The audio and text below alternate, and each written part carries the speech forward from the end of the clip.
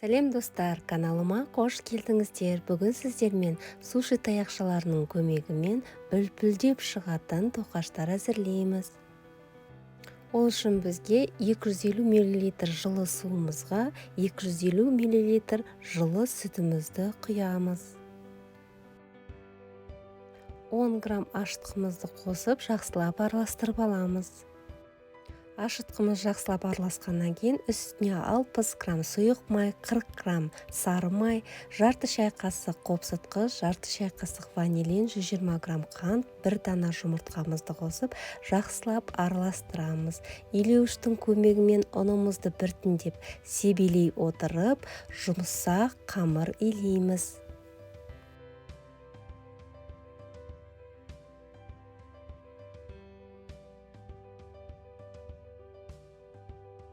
Қамырымыз жұмсақ боп иленді, енді пленкамен бетін жауып, жарты сағатқа жылы жерге қоямыз.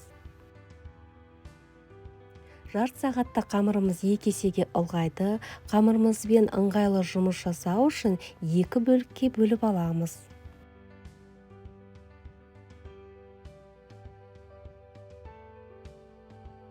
Тоқаштарымыздың пішіндері бірдей болып шығу үшін мен 60 граммнан бөліп алдым.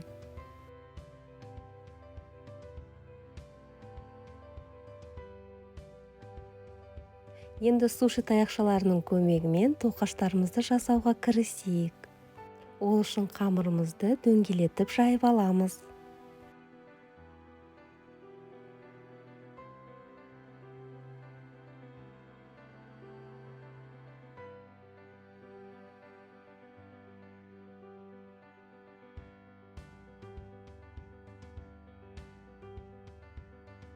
Дөңгеленіп жайылған қамырымызды ортасынан бөлеміз.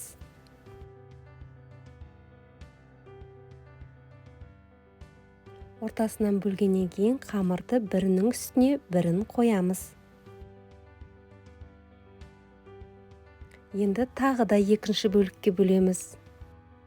Қайтадан қамырымызды бірінің үстіне бірін қоямыз. Үшінші бөлікке бөліп, қайтадан қамырды бірінің үстіне бірін қоямыз.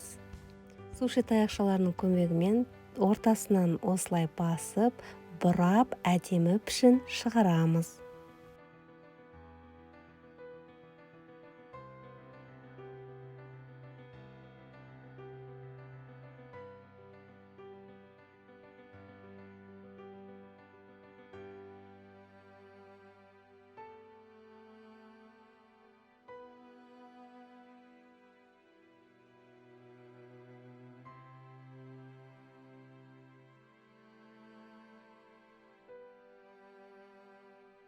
Видеоға мұқият қарасаңыздар, сіздерден де осындай пішіндер шығады.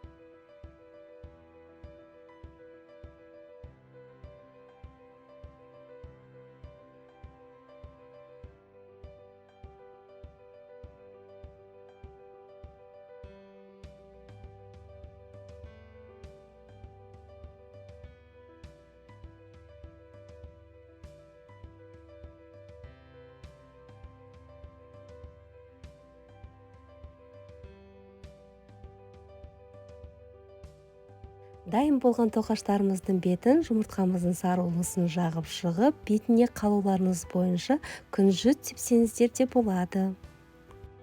170 градуста қызып тұрған пешімізде 20-25 минутқа қойып пісіріп аламыз. Осымен біздің тоқаштарымыз дайын, астарыңыз дәмді болсын. Сіздермен болған Нұржамал.